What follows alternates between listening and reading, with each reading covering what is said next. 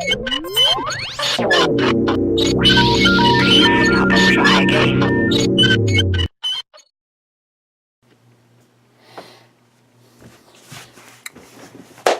Hi, my name is Jim, and I'm building a guitar.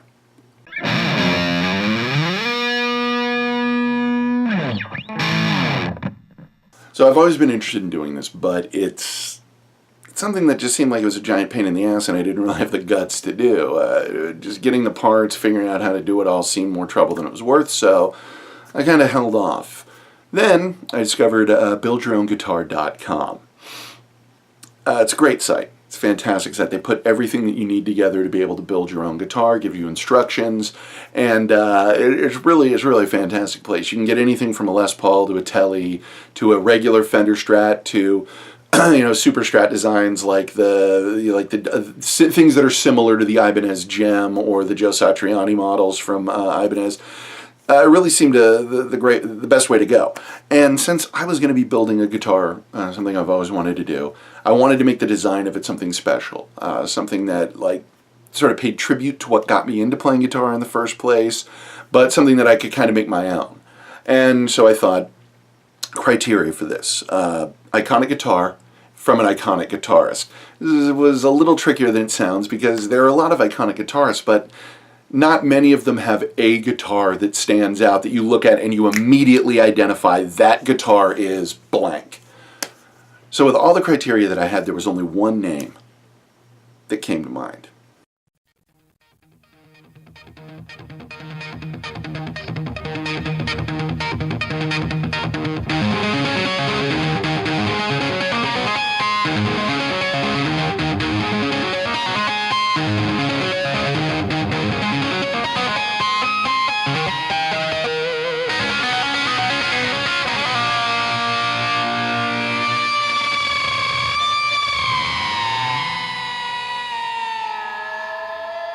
The Eddie Van Halen Frankenstrat guitar. Honestly, it is one of the most iconic, easily recognizable, and identifiable guitar designs on the planet. If you don't believe me,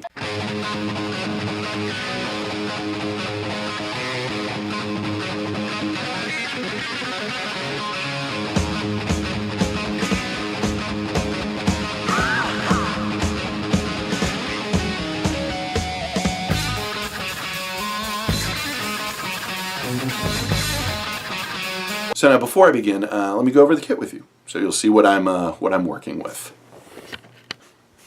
I know, a second location, fancy, right? So here's what I got: Strat body, it's known as the Lunatic style. It has single humbucker.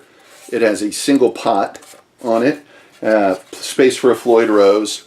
All of it runs through that to the single output, and it has the mahogany neck with the old style. They call it banana headstock, but I think it looks more like a hockey stick, so that's kind of what I view it as. Now, the main components are this. It has a single volume pot. I'm kind of going to go through the parts that it came with here.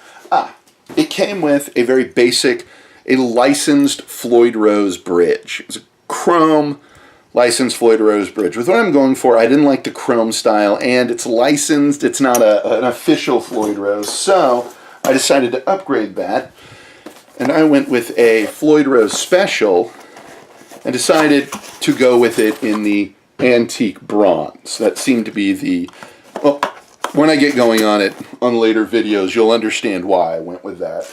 Also, it has a single dual humbucker pickup, and I decided to upgrade that to what they call their Eruption, which is based off of Eddie's original humbucker that gave him what's known as the brown sound that is so popular among guitarists.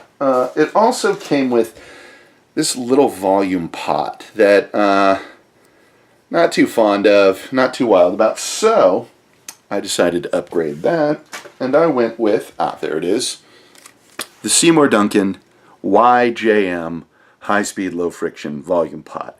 It's expensive at $15, but it's Yngwie J. Malmsteen's, and it's smooth. And look at that, it's a little more robust than the adorable little fella that they sent with it. So hopefully this will work. It should fit in there and everything. But that is the upgrades that I've done on it. Aside from that, it's just got basic tuners, got kind of everything else you're going to need.